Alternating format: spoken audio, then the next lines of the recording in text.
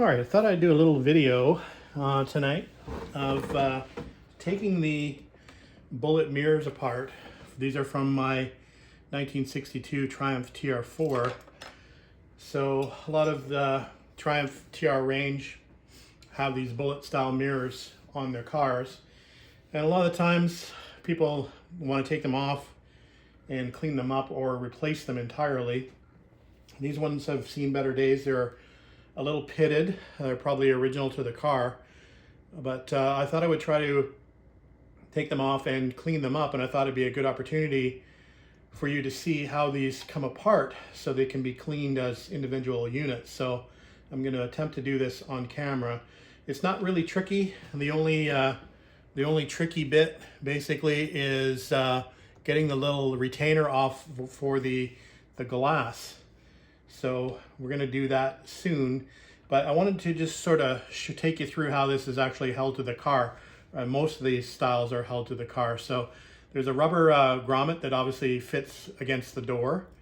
Then you've got this plate here that's actually holding the mirror to the actual car door. And to be able to get this plate, so this plate is actually screwed on the car first before the mirror actually goes on. So the mirror actually attaches to this through this little screw here. So what I really want to do is I want to be able to get to that screw to release it from this bracket. So how do I do that? So on the tail end of this mirror, you'll also notice a Phillips screw here. So we've got our screwdriver standing by. So what you can do is you can release this screw, which is going to release the face. The entire face of this mirror is going to come off, and then you'll have access to this screw.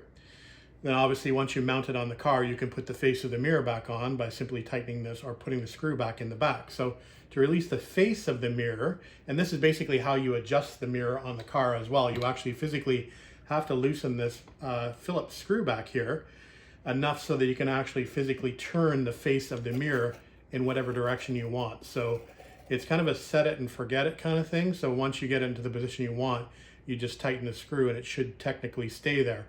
Although it doesn't a lot of the times. The screw loosens over time and the mirror starts to move around.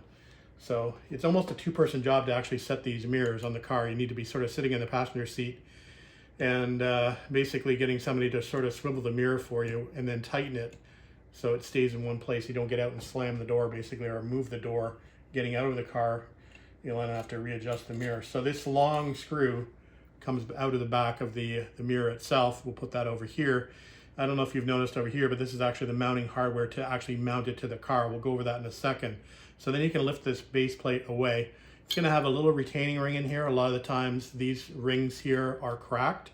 I actually have one over on this one. This is the passenger side mirror, and you can see it's actually cracked. It's still serviceable, but a lot of the times you'll find that they're cracked. So basically you can remove that. So there is the base of the mirror. And now you can get to that screw basically that we were talking about earlier, which is going to release this base plate here that attaches it to the car. So I'm just going to undo this screw. I've partially undone it already. These can be rusted in there as well, so it can be a little bit difficult to get out. So this screw holds in this little base plate that holds the mirror to the actual car. So I'm just going to remove this.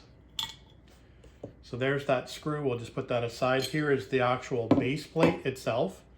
So if this was attached to the car, it would go something like this in the car. And then these were the mounting screws. So this would be attached to the car with these two screws, like so.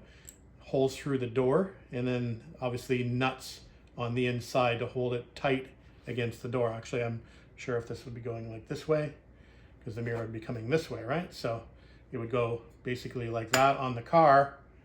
So you attach this bracket first before you actually attach the mirror. So just thought I'd show you that quickly. So there's all the hardware for that out of the way. So now we're basically separated into a couple of different pieces. We'll put the gasket over here for the actual mirror to door so that it doesn't contact the paint. Then we've got the internal gasket that fits like this on the rear, or basically in the circumference of this piece here. We'll set that aside temporarily.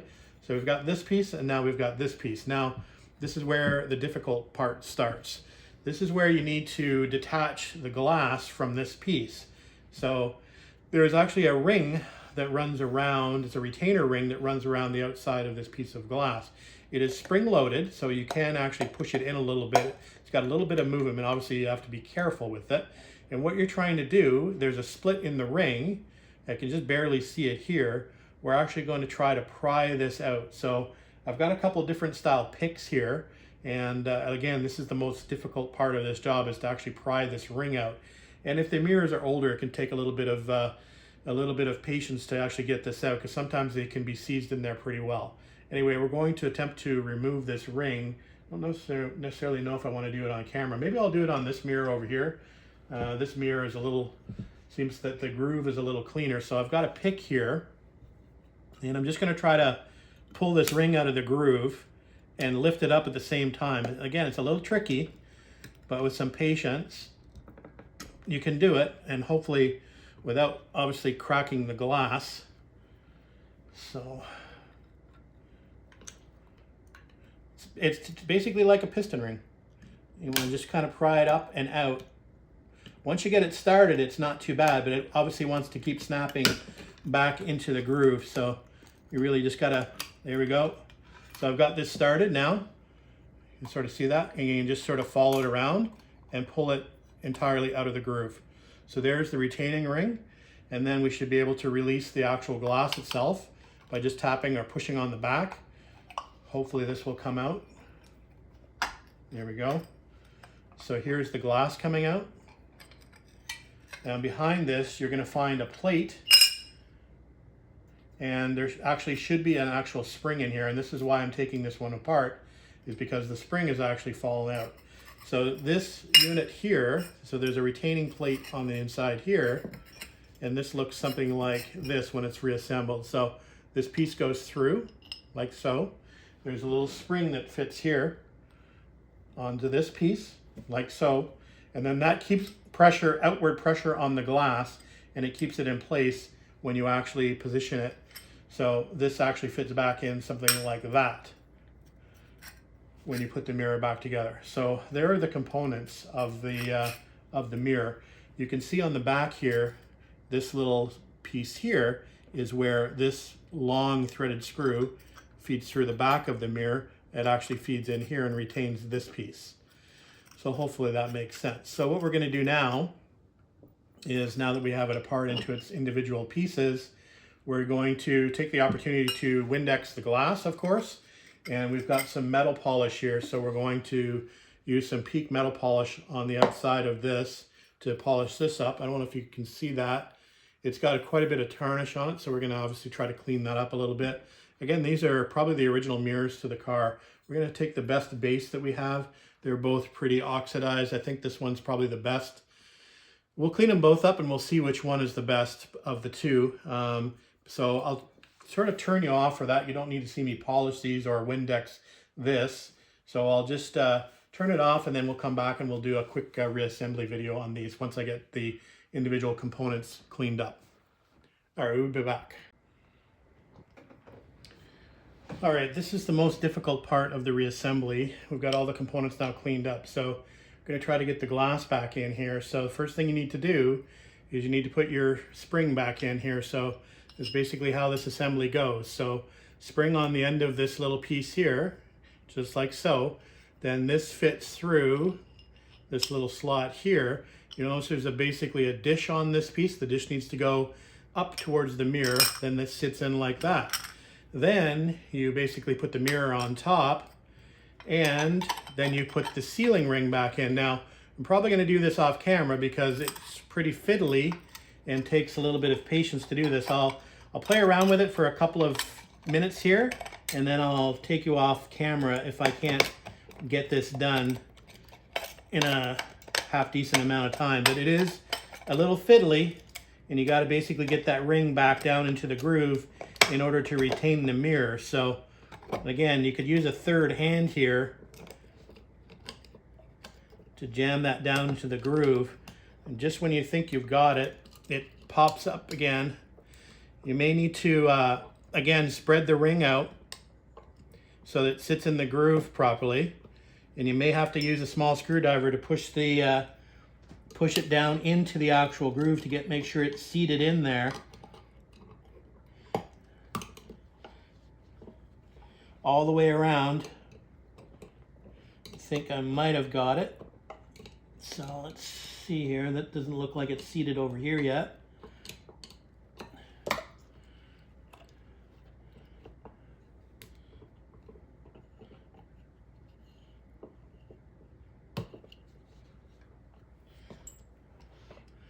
Again, obviously careful not to actually crack the glass.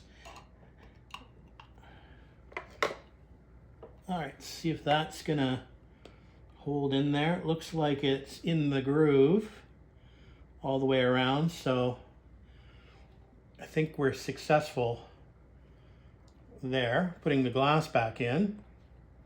So that wasn't too bad. So I guess we can continue on now. So we'll flip this over, see what the back looks like. So we can now assemble the back piece of this. I'm not going to worry about the actual bracket piece to attach it to the car.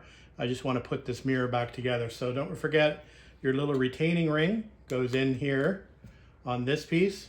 Then this goes back together like this.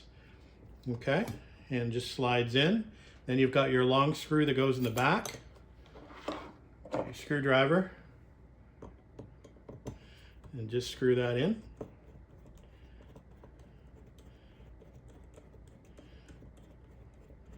And we won't screw it all the way in because we want to have some adjustability in the mirror. So there it is back together. And again, you can swivel it to whatever direction you need to on the car. These are not the greatest mirrors for visibility anyway. So what I'll do now is I'll just take one more quick shot of this after we clean it up. It has been polished, but now I've got my handprints all over. So let me clean it up one more time. We'll come back and we'll finish off this video. All right, we'll put a quick end to this video. So it's now polished up the best it's gonna get. Again, it's got quite a bit of age on this. I'm sure, like I said, this is the original mirror to that 62 TR4. And again, you remember you've got your one gasket to fit on the bottom here. Again, these may have perished, so you may have to replace these, but they are available, fortunately. So that gasket just fits on the bottom like so. And then we can fit this back on the car and it'll be good to go for another 50, 60 years. So there you go. So there's the bullet mirror disassembly, cleaning, reassembly video for you. Hopefully that's helpful if you wanted to do the same thing. Perhaps you've cracked a glass and you need to replace the glass, so now you know how to do that as well. So anyway, just a quick how-to video on the bullet mirrors. Thanks for watching.